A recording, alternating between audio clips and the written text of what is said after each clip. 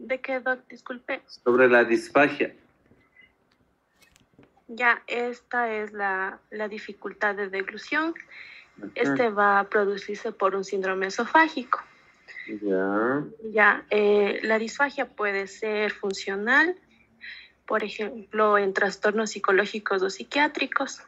Ya. Ya, esto, por ejemplo, va a ser desde hace mucho tiempo y su peso va a encontrarse normal. Pero en cambio, si ya es de tipo orgánico, es por estructuras que van a obstruir el esófago, que pueden ser tanto extra como intraesofágicas. Y esto sí ya va a tener baja de peso. Ya, muy bien. Sofía, causas de dolor abdominal en área de epigastrio. Me nombró, no le escuché, disculpe. Causas de dolor abdominal en el área de epigastrio. En el área El epigastrio. epigastrio podría ser una úlcera. Ya. También podría confundirse con infarto de miocardio. Ya, ¿qué más? Gastritis. Ya.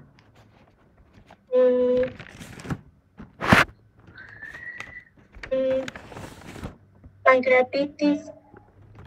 Ya, ¿qué más? Génesis, causas de dolor de hipocondrio derecho, tipo cólico.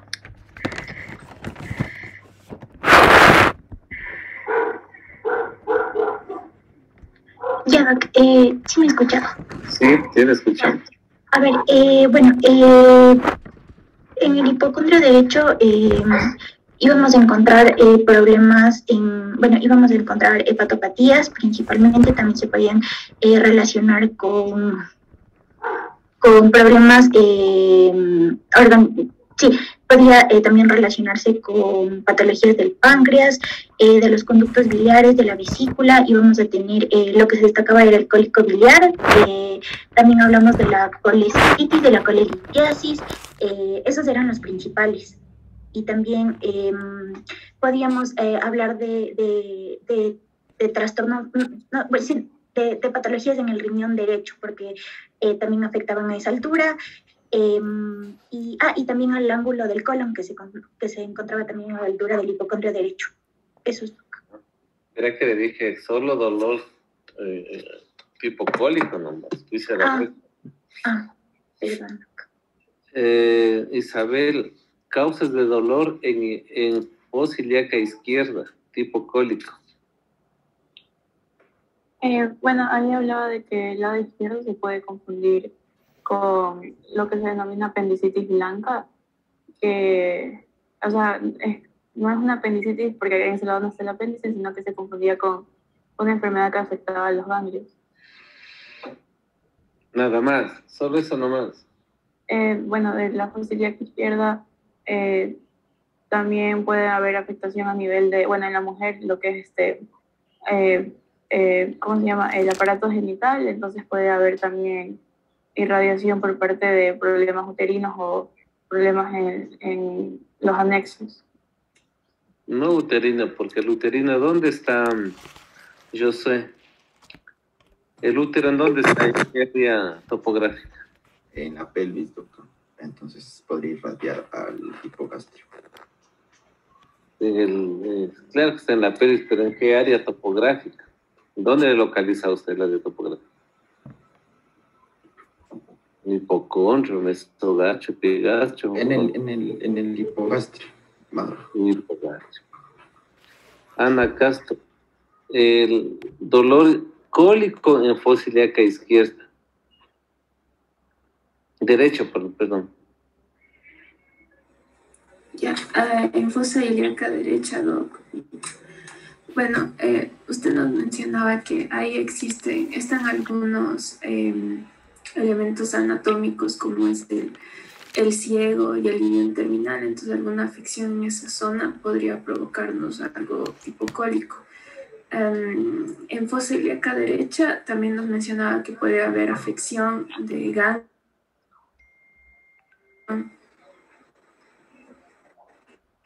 Ya, Gabriel, el dolor ¿Qué elementos anatómicos tenemos en flanco derecho? En el flanco derecho podemos encontrar las vías renales como el riñón principalmente y los uréteres. Entonces podríamos ver patologías como la pielonefritis o cáncer de riñón o incluso infartos o abscesos. Anthony, causas de dolor en mesogastrio. O sea, prácticamente está relacionado más con lo que serían las masas intestinales del intestino delgado, prácticamente. Podría producirse una obstrucción, por ejemplo, que nos produciría un dolor tipo cólico, con signos de parada peristáltica, o sea, un intestino que no se mueve prácticamente. Podemos encontrar también lo que es el colon transverso, y podemos encontrar una diverticulitis, afecciones también ulcerosas a nivel del duodeno. Está también lo que es la isquemia mesentérica, directamente lo que está el mesogastro también. Daniela Carrera, causas de dolor en el hipocondrio izquierdo. Ya. Básicamente en el hipocondrio izquierdo podíamos encontrar lo que era el fundus gástrico, el vaso, el ángulo esplánico del colon y el riñón izquierdo, obviamente. Entonces, o sea, se podría encontrar en el vaso como tal una esplenomegalia, que podemos encontrarlo en enfermedades hematológicas, es más un signo hematológico. También se puede existir cómo está la aorta en su parte posterior, en el caso de aneurisma de... Espérenme un ratito. Puede ser el aneurisma de aorta, que es un dolor que es difícil de controlar, que es más, digamos, intenso. Bueno, muy bien. Ya, vamos a continuar, ¿ya? Habíamos visto esto. Esto ya lo he visto. Ya. Bueno. Así como hemos estado viendo las partes de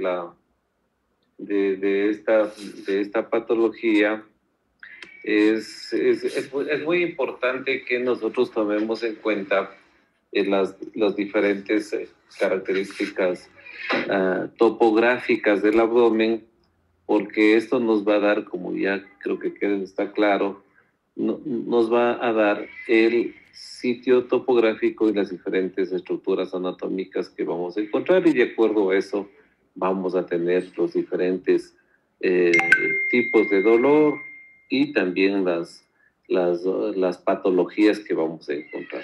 Por ejemplo, acá usted ve un paciente con una gran distensión abdominal, y aquí tenemos un signo que se llama el signo de Medusa. Generalmente cuando vemos este tipo es porque hay una afectación a nivel hepático, y lo que produce es un área, como es un área de dilatación de los vasos para que exista una recirculación sanguínea, y eso hace los circuitos portocavos que se van presentando en los pacientes que tienen patología a nivel hepática, y lo que nos puede dar un cuadro de cirrosis, ¿no? Pues acá tenemos un abdomen bien distendido con dilatación venosa, que es típico de una cirrosis. También cuando estamos analizando la fisiopatología de las enfermedades, aquí lo que tenemos es una distensión abdominal que se subdivide en dos grandes grupos, una que es una localizada, cuando está solo crecido a un lado, o cuando está distendida difusamente. Aquí tenemos una distensión difusa. Si completaríamos el examen físico, posiblemente estaríamos describiendo a la inspección, pero también es importante la palpación, la percusión y la auscultación. Entonces acá hay que ver, y generalmente cuando tenemos ese tipo de paciente con un sistema portocavo dilatado, lo que se puede pensar en una cirrosis, y a lo mejor la distensión abdominal sea por una causa de una ascitis. Además, también cuando vemos acá, si ustedes ven en esta parte del ombligo, vemos cómo el ombligo está obstruido. Lo que es, se va para adentro, aquí se obstruye el ombligo. Muy bien. Entonces, luego de haber visto los diferentes síntomas, el síntoma principal, que es el dolor abdominal, y el síntoma de dispepsia, también es importante pasar, ¿no?, a otros elementos. Entonces, por ejemplo, cuando estamos evaluando, voy a coger y voy a ir graficando en esta parte. Nosotros acá habíamos visto, acá el síntoma, aquí sería el esófago, la entrada del esófago, aquí tendríamos el diafragma y aquí tendríamos la área del estómago. Entonces, cuando estamos teniendo acá, vamos a tener los diferentes síntomas. Por ejemplo, si nosotros acá tenemos, ¿qué síntoma nos va a dar? Nos va a dar la náusea, nos va a dar el vómito, y el vómito se va a subdividir en 4 tipos. Un vómito de tipo alimentario, ¿sí?, un vómito de tipo bilioso, un vómito con sangre, que es la hematemesis, y un vómito de tipo fecaloide. Entonces, cuando estamos analizando la fisiopatología o las causas del vómito, hay que, cuando estamos preguntando, ¿no es cierto?, la fecha aparente, la fecha real, la causa aparente, las características del vómito, que es muy importante preguntar, hay que hacer estos análisis. Entonces, acá tenemos el vómito alimentario, que se va a subdividir en 2 tipos de vómito. Un vómito postprandial precoz. ¿Qué quiere decir esto? Que es un vómito que presenta el vómito antes que presenta el vómito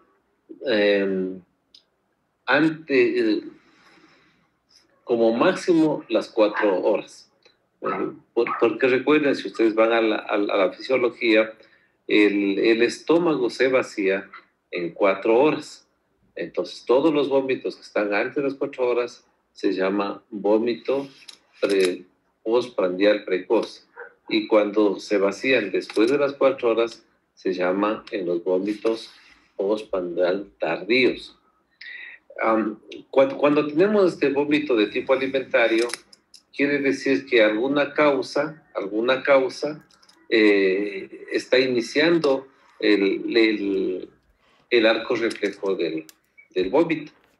Y cuando estamos hablando del vómito precoz, quiere decir que aquí, por alguna causa, se llenó de líquidos, se llenó de comida y vomita antes de las 4 horas.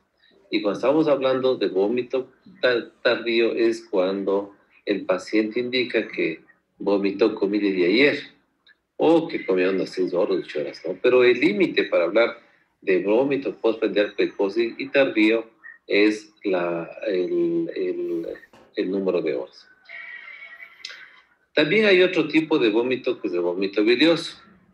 Y si ustedes ven acá, aquí voy a dibujar, aquí está el hígado, aquí está la vesícula, aquí está el conducto cístico, el conducto derecho y el conducto izquierdo, y finalmente va a la segunda porción del duodeno. Entonces, a la segunda porción del duodeno, y el esfínter de la ampolla de Vater. Entonces, por alguna causa, esta bilis regresa para acá y se produce el vómito bilioso. También hay que tomar en cuenta que ese tipo de vómito puede ser por un reflujo duodeno-gástrico que regresa hacia el estómago, y eso también produce lo que se llama la gastritis alcalina. El tipo bilioso, entre las causas, ¿no? Después tenemos el otro vómito, que es el vómito de tipo de la hematemesis. Y la hematemesis se da por un sangrado a nivel del estómago, y eso puede ser causas de tumores benignos, malignos, y el mayor porcentaje de úlceras gástricas o duodenales, que pueden dar este tipo de vómito hemorrágico o con sangre. Y el otro vómito es el vómito de tipo fecaloide, que se traduce con una obstrucción intestinal. ¿No? Entonces acá ya aparece la náusea, aparece el vómito y estos tipos de vómitos. Y cuando estamos viendo el vómito de tipo hemorrágico o la hematemesis, es secundario a un sangrado. Y cuando estamos analizando el vómito de tipo fecaloide, ¿qué quiere decir esto? Que hay un cuadro obstructivo abdominal, y como normalmente van produciendo la secreción, el intestino, y como no puede ir para abajo, esto se produce una obstrucción y sale para arriba, porque en algún lado debe desfogar la secreción que tiene.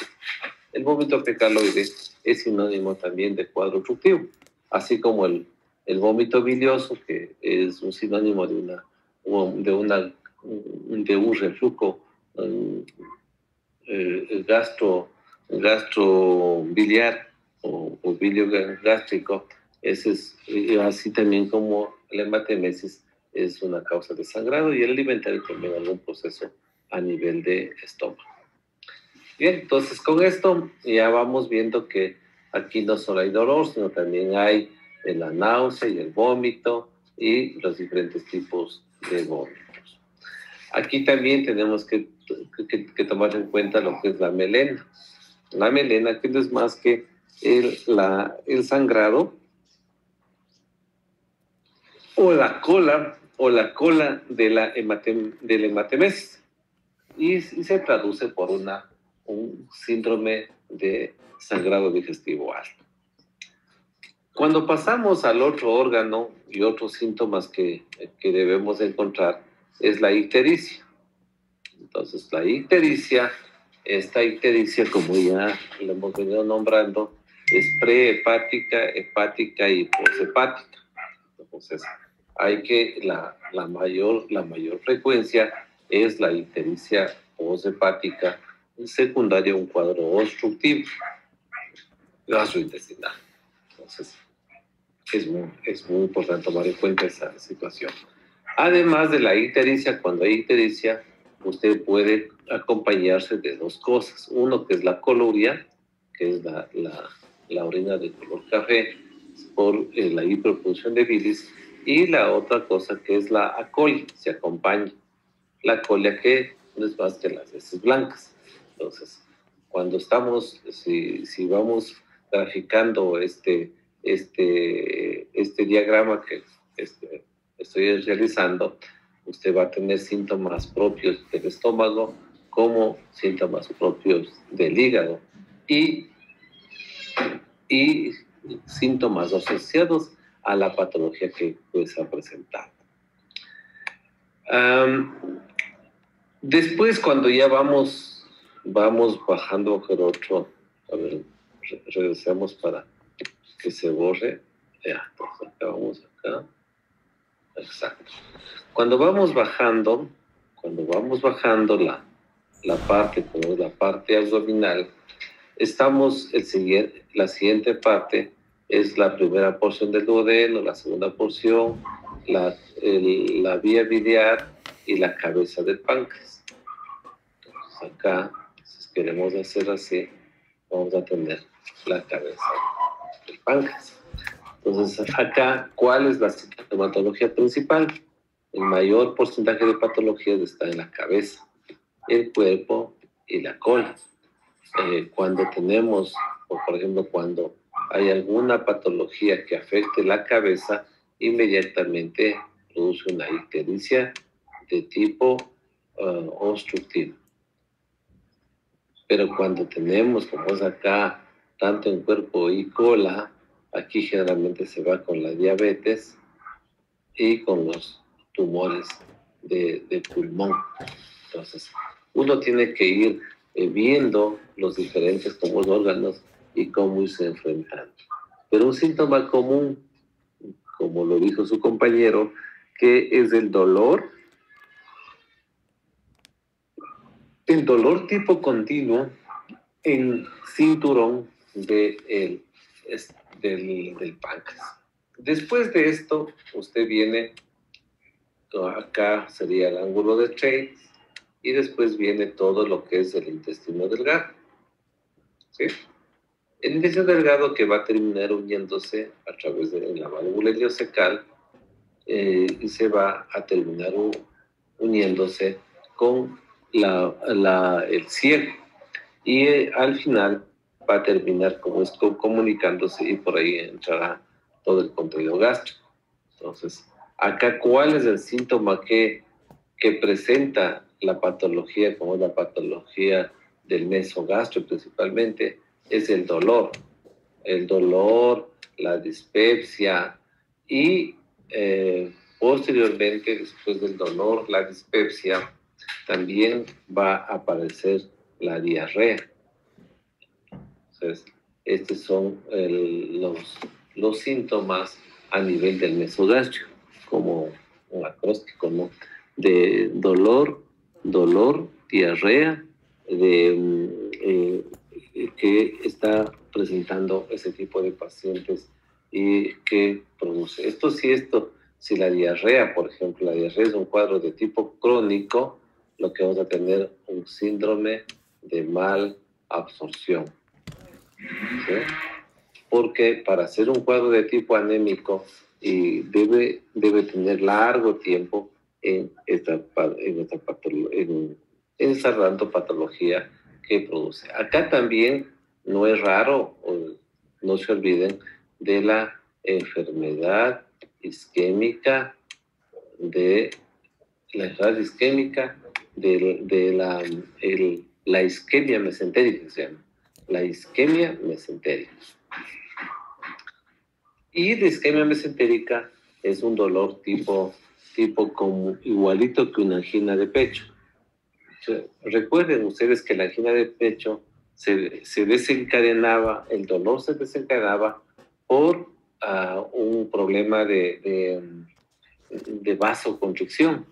Sucede lo mismo con vasoconstricción y ejercicio, mientras que en el estómago sucede lo mismo. También es cuando principalmente comen, porque la gran cantidad de nutrientes tienen que absorber y por eso van a movilizar la sangre y eso nos va a producir el dolor. También cuando estamos sacando la parte del colon ascendente, el colon transverso y el colon descendente, veamos acá con una plumita amarillita. Entonces acá tenemos el colon ascendente, ¿sí? El colon transverso, el colon descendente y así más o menos, ¿sí? Y al área del recto. Entonces, cuando estamos hablando, y allá hay que irnos a la función de qué hace la función del colon, y es absorción de líquido. Por eso se puede acompañar de cuando hay patología a nivel abdominal y a nivel de la primera del intestino delgado, también podemos tener todo lo que es también la patología de colon. Pues ahí está el famoso colon irritable, está el famoso estreñimiento y también las proctorragias. Entonces, uno tiene que ir centrando la clínica y hay que seguir centrando como los síntomas y signos para llegar a un diagnóstico. Después, cuando ya estamos haciendo el colon ascendente, con el transverso del colon descendente, aparece esta unión que se llama la unión recto-sigmoide. Entonces, ahí es la que también tiene sintomatología, que puede dar dolor cuando está avanzado la patología, puede dar dolor permanente a nivel del canal anal, y puede ser uno de los síntomas que uno tiene que buscar cuando está evaluando esta porción del intestino. Entonces también se acompaña de dolor perineal, dolor del canal anal, también se acompaña de proctorragia y también se acompaña de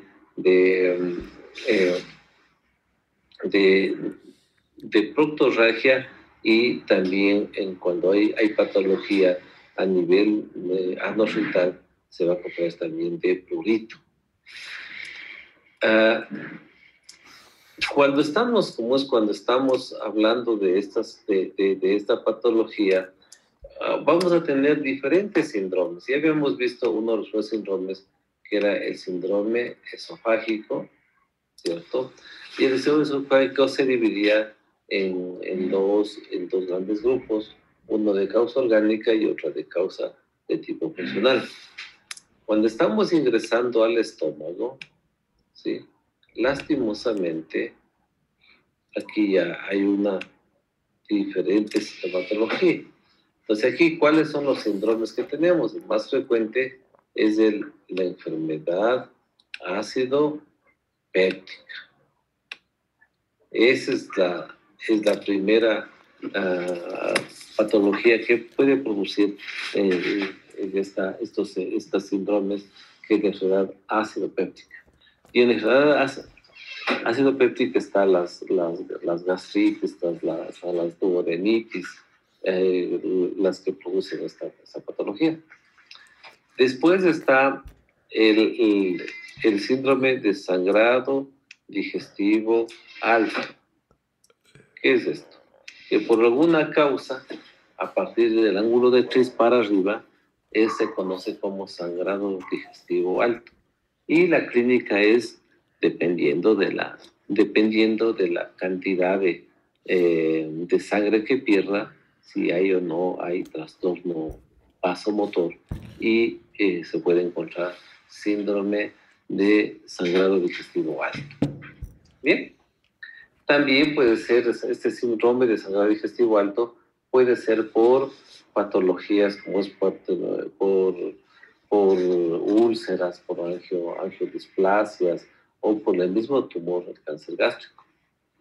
Porque el siguiente síndrome acá que tenemos es el síndrome tumoral. Y en nuestra patología, en nuestro medio, el cáncer gástrico está muy, muy elevado, y son las que más sintomatologías tienen en cáncer gástrico. También hay otra patología, cuando se le opera, se le saca todo esto, ¿sí?, por alguna enfermedad ácido péptica recurrente, por un cáncer gástrico que a veces encontramos en etapas tempranas. Se debe hacer una gastrectomía total, y con eso vamos a asegurar una mayor sobrevida en este tipo de pacientes. El síndrome tumoral. Y en el área tumoral, usted puede tener un sinnúmero de tumores, desde lesiones benignas como el leomioma, como el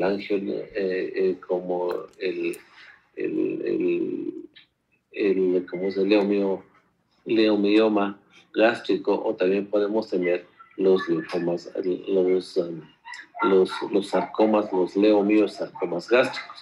Entonces va a depender también del estilo histológico en la parte del síndrome tumoral. Hay en ocasiones que se puede hacer una gastrectomía. Entonces la gastrectomía, ¿sí?, esta puede ser una gastrectomía de tipo parcial, ¿sí?, solo le sacan el ano, por ejemplo. Así. Entonces, y le vuelven a formar la parte del estómago. O puede ser de que saquen también todo el estómago, lo que se conoce como una gastrectomía total. Una gastrectomía total. Entonces, esto, por ejemplo, cuando se hace una gastrectomía total, que generalmente es por síndromes satumorales, ahí aparece como es un síndrome que se llama el síndrome de vaciamiento rápido. ¿Y por qué se produce este síndrome de vaciamiento rápido? Porque al no tener el estómago, por cualquier causa que sea, la comida va directamente hacia la segunda porción, e inclusive estos pacientes, cuando tienen un síndrome de vaciamiento rápido, van a tener algunas patologías de tipo aguda y de tipo crónica. Por ejemplo, la tipo aguda, la hipoglicemia. Los pacientes que, por ejemplo, pueden presentar una rápida llegada de los alimentos al yeyuno ilion. Ellos no van a tener la capacidad de procesar todo lo que ven, entonces nos da ahí tiene que ver mucho con las presiones, las presiones como es que se va dando dentro de los órganos, y con eso podemos tener esta patología. Entonces tenemos el síndrome de vaciamiento rápido, y la otra, como es el otro problema que tienen cuando hay las complicaciones agudas y el paciente se ve en diarrea, lo que produce también el síndrome de mala absorción. Vean cómo estamos sacando ahí diferentes síndromes, ¿no? Solo en el estómago, elevación péptica, sangrado digestivo alto, síndromes tumorales, y el síndrome de vaciamiento rápido, y con el síndrome de mala absorción. Cuando salimos acá, tenemos aquí el síndrome ictérico. Entonces, el síndrome ictérico, eso nos va a permitir, y ya otra vez todos deben pedir, cuando estamos trabajando en un síndrome ictérico, tenemos que ver todo lo que es las bilirrubinas totales, directas e indirectas. Después acá también, voy a borrar nuevamente para volver acá. Tenemos acá tenemos también la parte pancreática. Entonces vamos a tener aquí los síndromes pancreáticos. Y los síndromes pancreáticos se dividen en pancreatitis aguda y pancreatitis crónica. Entonces, cada uno va a tener una característica semiológica, pero lo que más traduce en esas partes en los síndromes pancreáticos, cuando ayudan al síndrome de mala absorción, ahí se produce un síntoma, signo, que es la esteatorrea. Cuando vamos bajando, acá tenemos ya, estamos llegando al regreso nuevamente.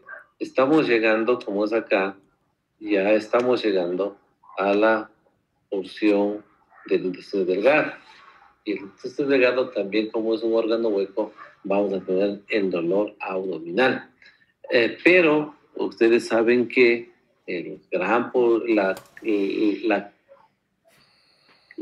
la importancia del yeyuno ilion es la absorción de líquido.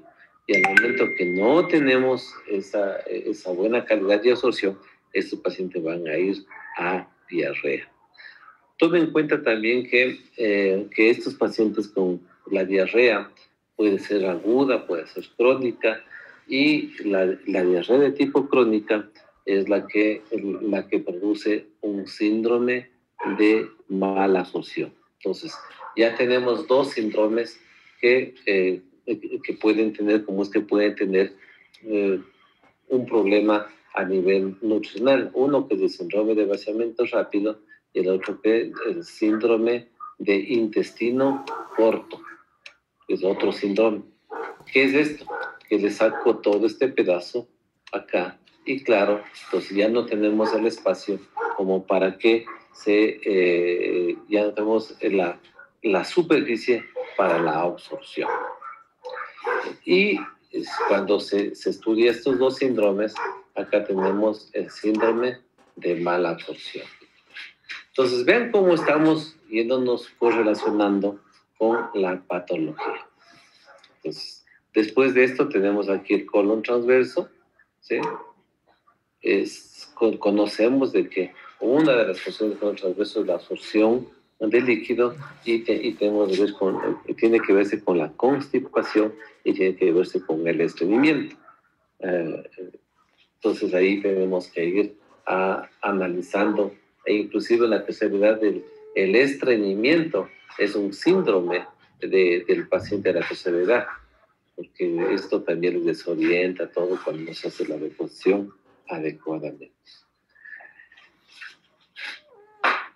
En el área, como es en el área ya del estómago, del colon ascendente, transverso y descendente, lo que valdría la pena, como es hablar, es de que el colon derecho tiene características especiales como el colon izquierdo. Entonces, acá, por ejemplo, acá a veces los dolores son tan silentes, pero debutan con anemia. Entonces, cuando uno se está haciendo un examen de sangre y uno de los parámetros es ver hematocrito y hemoglobina, tiene que estar pendiente de este marcador, que es el porcentaje como es aquí, como un síntoma que es el síndrome anémico, más que el síndrome, como el síndrome obstructivo. Y en esta parte también acá tenemos los síntomas obstructivos que se caracterizan con el estreñimiento. Pero también en cualquiera de estas partes, desde el ángulo de 3 puede haber un síntoma que es las proctorragias.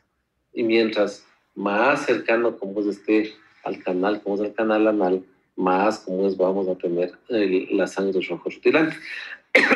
Y finalmente nosotros tendremos acá el síndrome rectoanal o acá también se puede dividir, ¿no es cierto? Acá en el colon descendente viene el sigma, viene el recto, sus tres porciones, superior, medio y inferior, y finalmente viene el canal anal. Entonces acá, cuando estamos viendo todos estos, ahí estamos encontrando los diferentes síndromes que el intestino nos puede dar. Y algunos que son cuando se hacen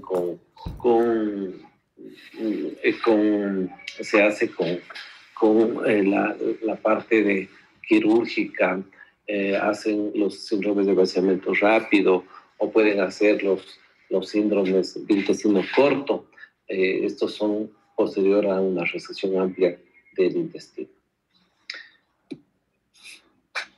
Muy bien, entonces, después de ir viendo estos diferentes síntomas, como habíamos ya considerado de que hay los síndromes, la unión del síntoma, signo con una misma base fisiopatológica y encontrar la enfermedad, también después de la anamnesis, después de ir buscando todos estos síntomas, la náusea, el vómito, la ictericia, la coluria, la colia, el dolor abdominal, la dispepsia, la parte el estreñimiento, la constipación, la proctorragia, la distensión abdominal, la náusea, el vómito, todos estos síntomas hay que encontrar para ir sumando y encontrar la causa etiológica que es el fin de todo médico para encontrar estas enfermedades.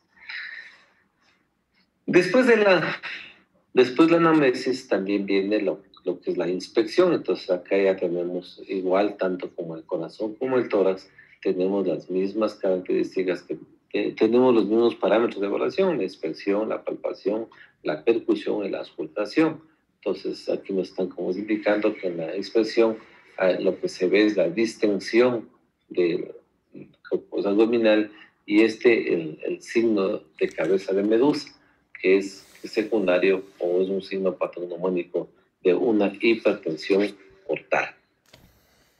La palpación también es muy importante en este tipo de pacientes y lo que se encuentra es la onda ascítica, o también se puede encontrar una hepatomegalia o una esplenomegalia.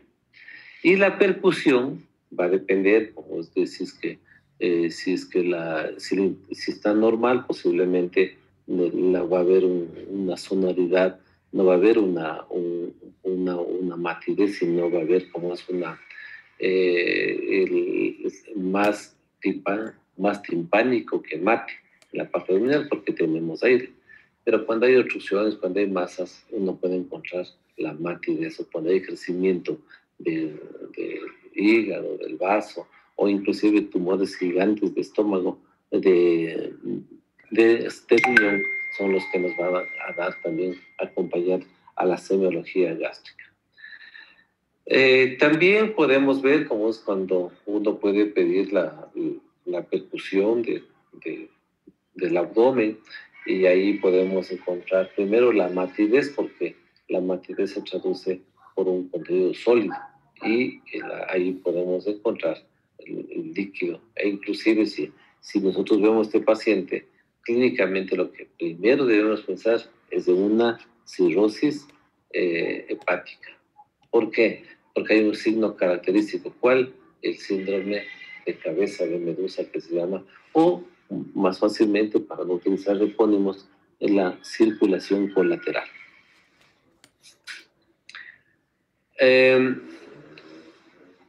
Claro, ¿cuáles son las causas o qué produce la hipertensión portal? Como dice aquí, es un aumento de la resistencia vascular intrahepática. Y ya habíamos hablado les había dicho en unas clases anteriores, decía que acá, cuando estamos hablando de edema, estamos hablando de edema líquido, ¿no es cierto? Entonces hay como vemos aquí está la relación presión hidrostática, presión coloide-osmótica. Presión coloide osmótica. Ya, entonces cuando estamos en estos juegos, si hay gran cantidad de hidrostática sale, y si no hay gran cantidad no sale de intravascular, e inclusive la parte de la presión coloide osmótica puede estar deteniendo la salida de líquido. ¿Cuáles son las causas que produce una hipertensión portal? Aquí, como están viendo, ustedes tenemos las varices esofágicas, y eso se clasifica, tiene una clasificación, de acuerdo a eso se le puede tratar. También tenemos la hematemesis, como ya lo acabamos de analizar de una forma no tan profunda, pero que le hemos ido pues, nombrando para ir avanzando como es en el estudio de la semiología gastrointestinal. También tenemos la gastropatía. ¿Qué es la gastropatía? No es más que se conoce como gastropatía también, o como gastroparesia, como que es un enlentecimiento del vaciamiento del estómago. También hemos hablado, cuando hay hematemesis, la cola de la hematemesis es la melena. Y cuando hay alguna patología como recién se puede ver también la esplenomegalia, y lo que le decía, los vasos dilatados que se asemejan a la cabeza de la medusa. También podemos ver ascitis, y también podemos ver hemorroides. Por lo tanto, uno tiene que ver en su contexto a dónde cae la sintomatología del paciente. Entonces aquí tenemos, cuando estamos hablando de una patología, y específicamente de una patología de la cirrosis, entonces aquí estamos viendo también cómo llegar a un diagnóstico clínico y después radiológico. Entonces ven acá, cuando uno quiere sospechar de una hipertensión portal debido al tratamiento que le están realizando. Pero ahí podemos tener esta hipertensión portal para darnos estas causas. Y cuando tenemos insuficiencia hepática también tenemos esto, ¿no? El coma, el hedor hepático, las telangiectasias, la ginecomastia, porque recuerden que cuando hay una afectación del hígado, también no se produce un buen metabolismo del estrógeno. Y eso nos van a dar un hiperestrogenismo que finalmente va a terminar presentando ginecomastia. Inclusive puede salir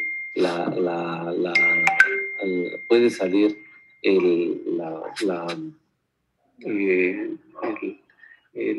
leche, o sea, puede haber la producción de leche, porque además de producir la estimulación del estrógeno, también puede producirse una estimulación prolactina. Entonces son síntomas de ginecomastia. Efectos también tenemos de ictericia, tenemos la citis, tenemos la atrofia testicular cuando son gente muy joven, tenemos el temblor de manos cuando estamos en este problema hepático, la tendencia a hemorragias, principalmente porque ahí se forman los factores K dependientes. Entonces, si cuando hay un daño a nivel como es a nivel del hígado, estos factores se pueden cambiar o se pueden alterar y nos pueden dar sangrados. También por los sangrados podemos ver una anemia macrocítica tratando de compensar, o la más frecuente, que es la normocítica normocrónica. Muy bien. Entonces acá tenemos también las causas causadas por la hipertensión portal, o sea, complicaciones de una cirrosis, que son ascitis por aumento, como su compañera la vez anterior cuando analizábamos el dolor, secundaria a peritonitis bacteriana. Puede también, estos pacientes con problemas de cirrosis pueden aumentar el riesgo de sepsis. Puede ser una coagulación intravascular diseminada, porque hay un consumo de factores.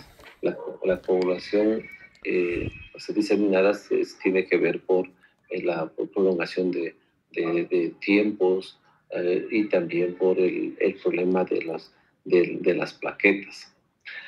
Hay cuando se tiene cirrosis, tiene una gran esplenomegalia también, hay un consumo de las plaquetas y nos puede dar una esplenomegalia con plaquetopenia. También, si hay diferentes fases para llegar a una encefalopatía hepática. Y claro, si es que tenemos, por ejemplo, ya la peritonitis bacteriana, si tenemos alteración de factores de coagulación, si tenemos ictericia, si tenemos la trombocitopenia, la siguiente parte es ver las varices. Las varices que se producen en este tipo de pacientes como para causa de sangrado. También puede haber mala absorción de grasas, vitamina liposoluble, puede, lo que les decía, ¿no? La hiperestrogenemia que va a terminar dando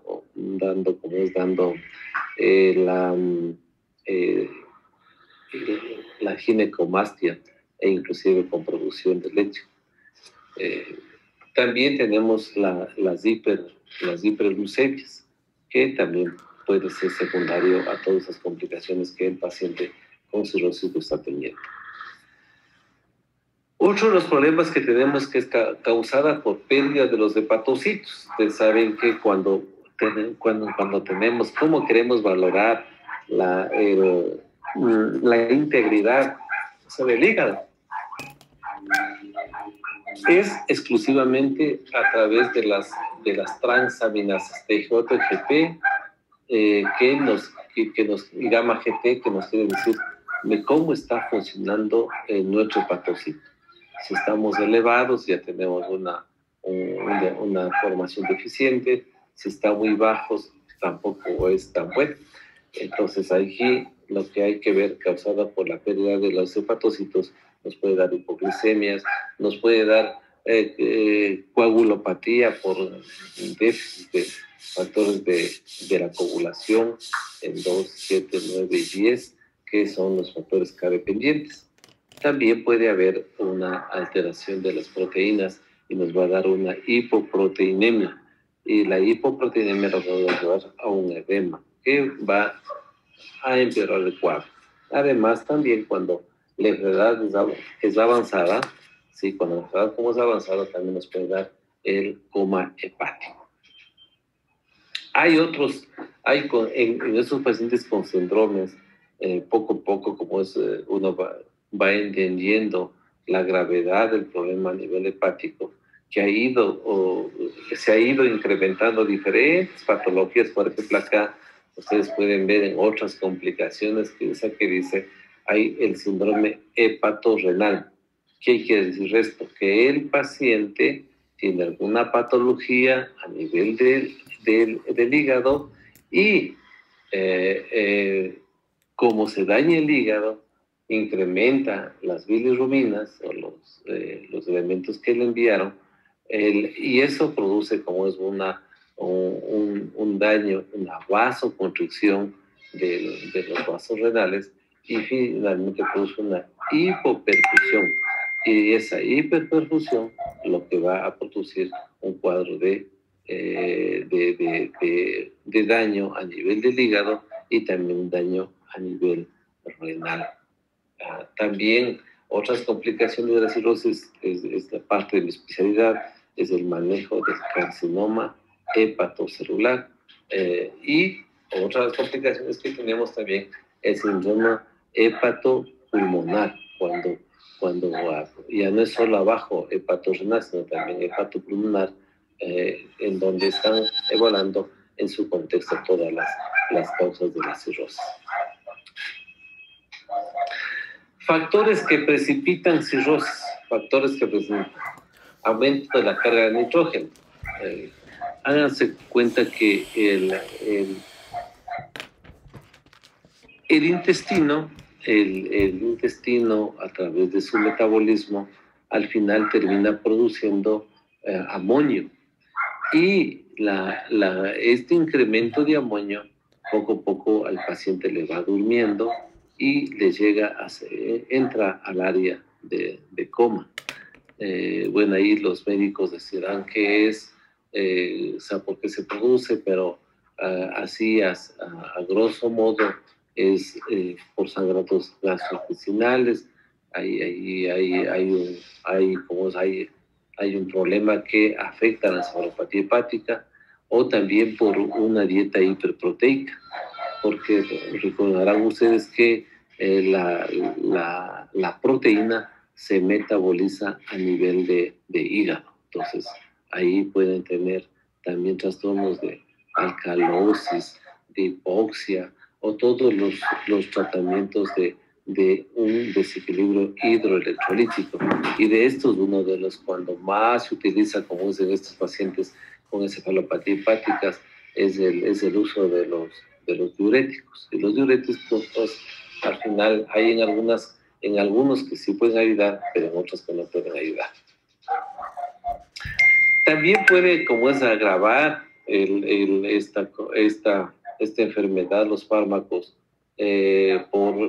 cuando utilizamos los opiáceos como tramadol, como bupremorfina, que son los más utilizados a nivel del país, pero también tienen que ver en un paciente con encefalopatía hepática. No se podría limitar ese tipo de medicamentos. También la utilización de tranquilizantes y los diuréticos. Otros también factores que precipitan también son infecciones o cirugías, una enfermedad hepática preexistente con una gran sobrecarga de agua, enfermedad hepática progresiva que puede ser que nos proteja a la parte. Nuevamente a esta diapositiva en donde por favor hay que revisar para estar, vea lo que cuando le decía, indique la zona del mesogastrio, ahí está el epípomo, el mesenterio con el transverso, índice delgado, aorta. Entonces, eso es muy importante como para nosotros tener una referencia y de cómo ir analizando los casos clínicos que me pueden llegar. La inspección, como ya lo hablamos, la distinción bien distendido, difusamente, con obstrucción del ombligo y una gran red colateral. Entonces aquí, solo viéndole clínicamente, estamos contra una patología cirrótica. La cirrosis, ¿por qué causa? Eso habría que investigar, ¿no? O ve acá también esta paciente que también consultaba porque él indicaba de que en el último tiempo se sudaba mucho y había notado que estaban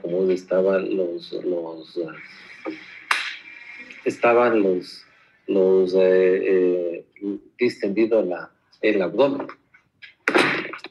Ahora distendido como es el abdomen, y ahí lo que tenemos también es un cuadro de ascitis. Un ratito.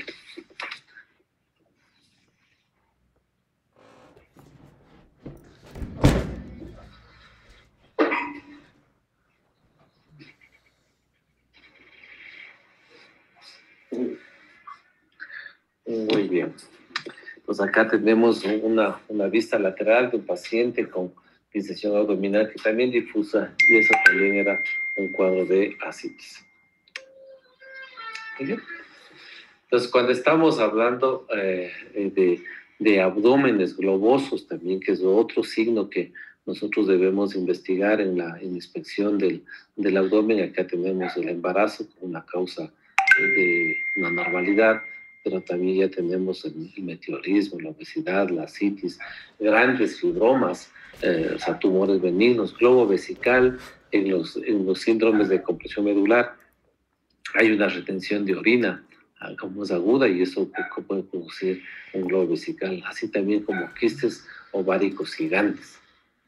También podemos tener abombamientos o abovedamientos, como se llaman, de tipos asimétricos. Aquí tenemos la hepatomegalia, la esplenomegalia, el síndrome pilórico, cuando se obstruye el píloro y se dilata solo la parte del estómago, y ahí tenemos una dilatación de la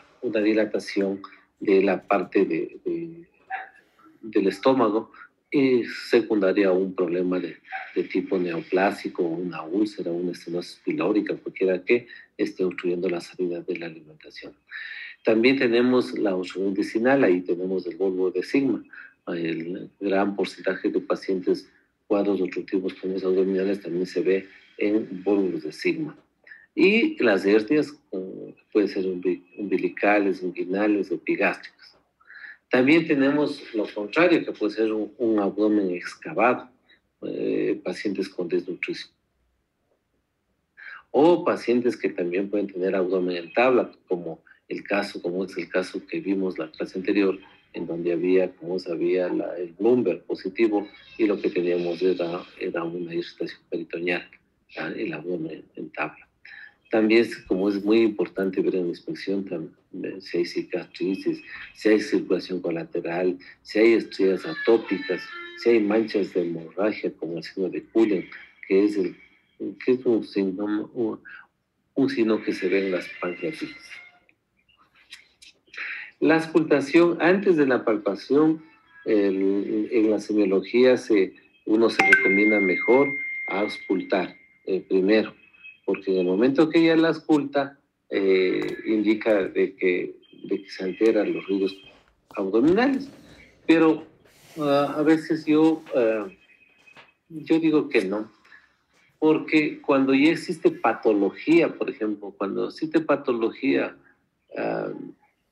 podría alterar la palpación antes de la auscultación, porque quizás le manipulamos el abdomen, los ruidos podrían aparecer, pero cuando ya son causas, por ejemplo, cuando son causas así como el abdomen en tabla, las obstrucciones, todas esas cosas, son lo que ya no vamos a tener que poder como es, llegar al diagnóstico.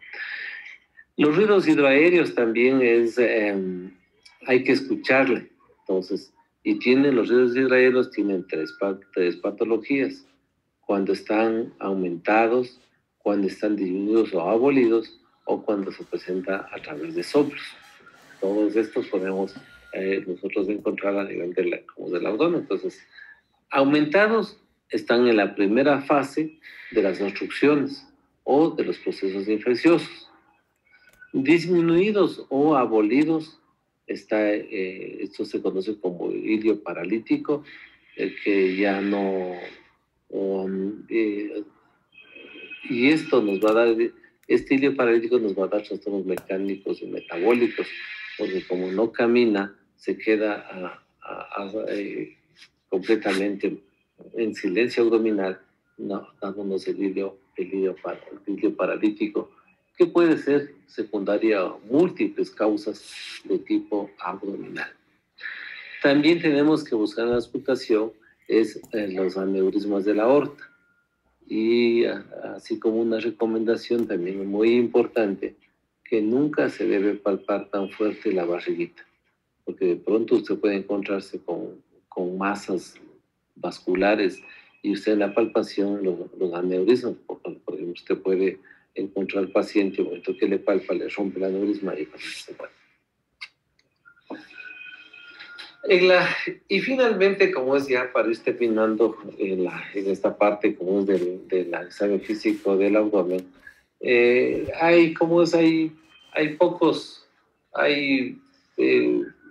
signos en la percusión. Por ejemplo, un signo es, como ven en el gráfico del lado izquierdo, es percutir en 3 líneas, uno dirigido hacia la espina ilíaca anterior superior y el otro de igual manera y otro a la parte media, así, realizando como un espacio en donde por ahí deberíamos percutir. Y cuando hay el líquido en poca cantidad, usted encuentra como es un signo que se llama el síndrome de media luna, como estamos viendo acá. El síndrome de media luna puede estar dando en estos pacientes. Cuando son ascitis un poco poca cantidad, usted puede poner al paciente en decúbito lateral derecha o izquierda, más prefieren como está en el lado derecho, para que el líquido vaya a esa cavidad y usted percuta y puede encontrar la parte de esta ascitis. También ahora nosotros, la verdad que también con el tiempo, hemos ido poquito a poquito cambiando, y hoy, como hay el advenimiento de tanta tecnología,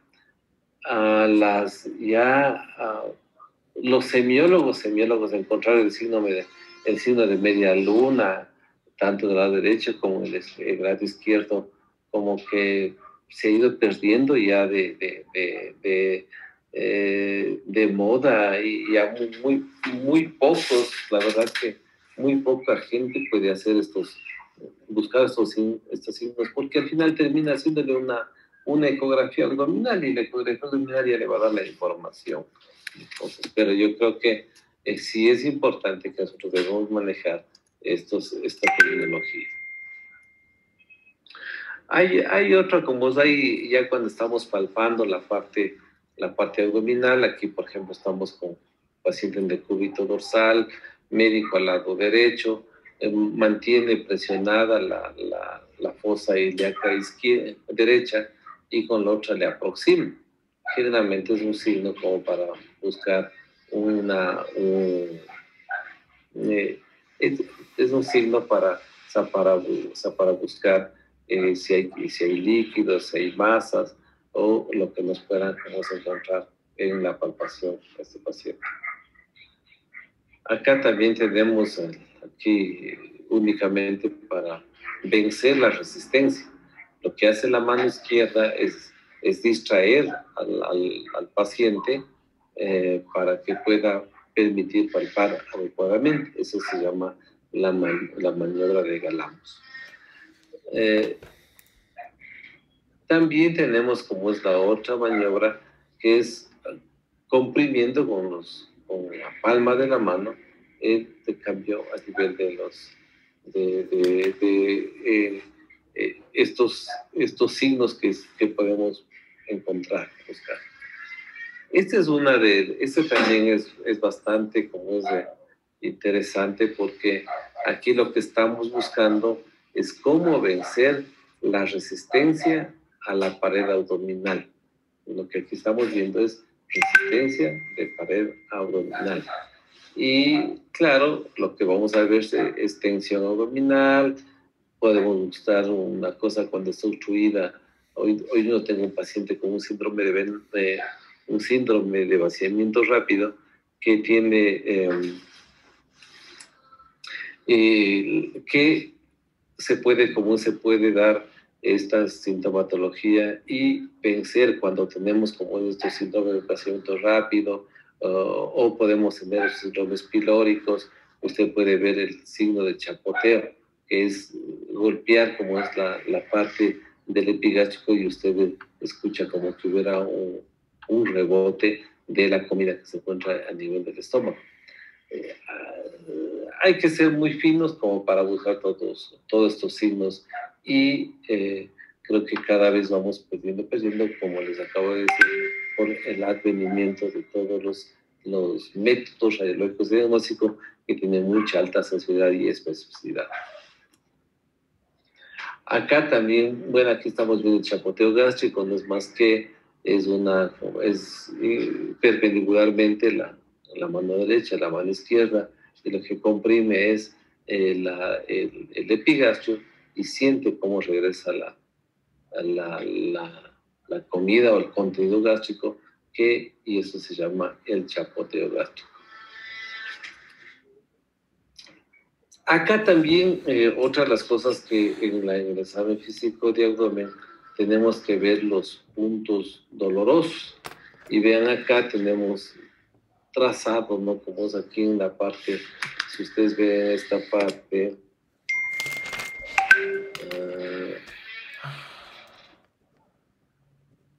déjenme acá, ya. Entonces acá los diferentes síntomas con una referencia en el órgano, ¿no? Por ejemplo, acá tenemos el punto cístico, que es aquí va a ser muy importante el ombligo, la parte central, y de aparte de eso se va trabajando. Entonces acá esta línea, este punto clásico que está indicando, es una línea que se busca de forma perpendicular, que va desde la axila hasta la ingle. Y ahí tiene que verse, ¿no? Cómo se va encontrando. También tenemos la línea transverso, como es umbilical, que es una línea que pasa por la parte horizontal de la parte como es umbilical, y esto nos va a ayudar a determinar algunos puntos dolorosos. Aquí los puntos más importantes es, como acabo de nombrar, acá el punto cístico. Acá esos dos puntos sí son buenos de investigar, porque se puede confundir con una apendicitis, ¿no?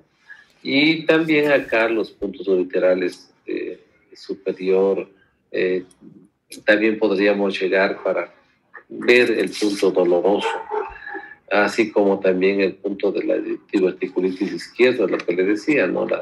Acá tener como en esta parte el problema de la diverticulitis.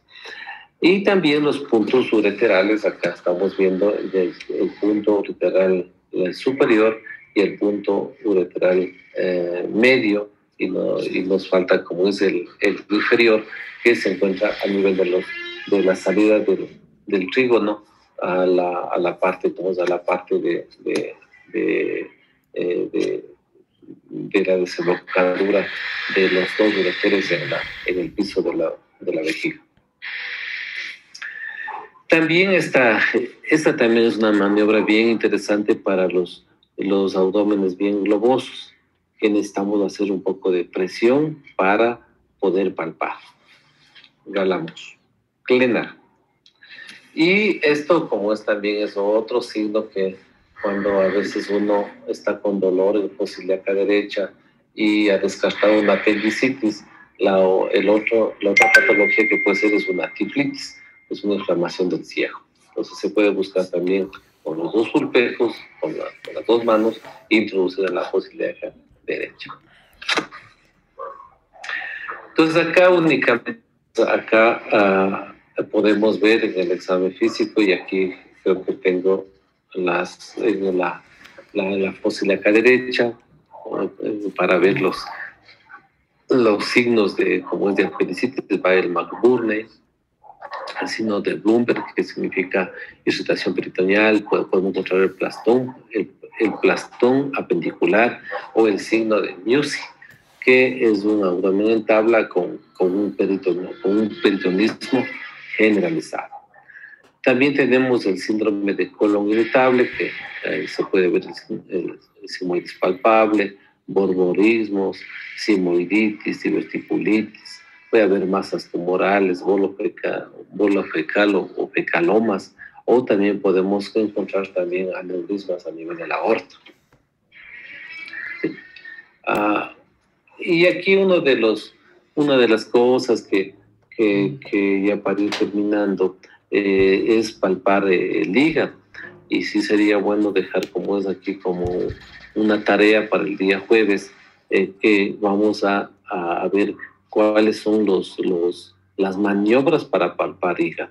Entonces voy a dejar aquí, vamos a terminar el día de hoy, pero por favor revisar, todo esto está en el libro, así que no hay nada que apuntar, ni nada, sino todo esto usted coge el libro Argente y ahí está la parte de las cosas, los gráficos que está, la palpación del hígado, y también palpación del hígado, la palpación también del hígado, la de Matthew, por ejemplo, y hay un sinnúmero de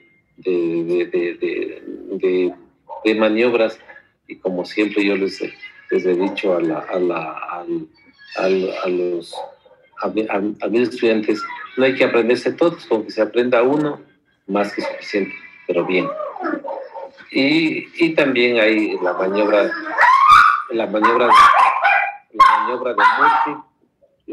de Murphy, que es para ver las vesículas, la vesícula biliar. También tenemos la maniobra de Merlo, que es para ver la esplenomegalia. Entonces, por favor, para el día jueves vamos a revisar examen físico de abdomen, principalmente vasos y hígado. Muy bien, entonces son las 17:50. No sé si tenemos alguna pregunta, alguna cosa que tengamos que hacer También preparar, por favor, preparar los casos para hacer un barrido completamente de los casos que tenemos. Muy bien, no sé si alguna pregunta tienen. Doc, una pregunta. O sea, ¿hasta qué punto los ruidos hidroaéreos son normales? Hay, como se dice, que hay hasta 3, hasta 10 por minuto. Cuando están, entonces ahí se vio que había ruidos hidroaéreos normales, aumentados y disminuidos. Entonces hay que tener unas características, es como un sonido, como que se despegara una funda, es trox, trox, trox, trox.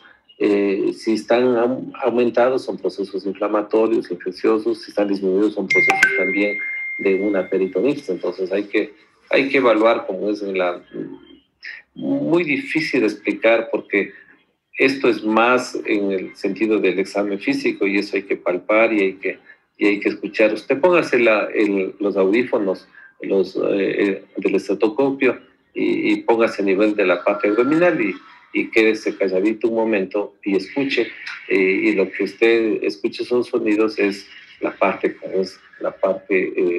de la normalidad, ¿no? Porque de ahí hay los otros que están muy... Cuando hay una gastroenteritis, por ejemplo, o cuando está con diarrea, ahí están muy incrementados.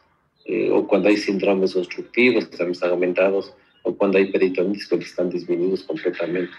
Entonces, esto sí es práctica, específicamente práctica, ¿no? Cuando lastimosamente no podemos pasar por los hospitales, pero ahí es cuando se escucha cómo es el ruido y es fácil de identificar. Muy bien, ¿alguien, alguna cosa más?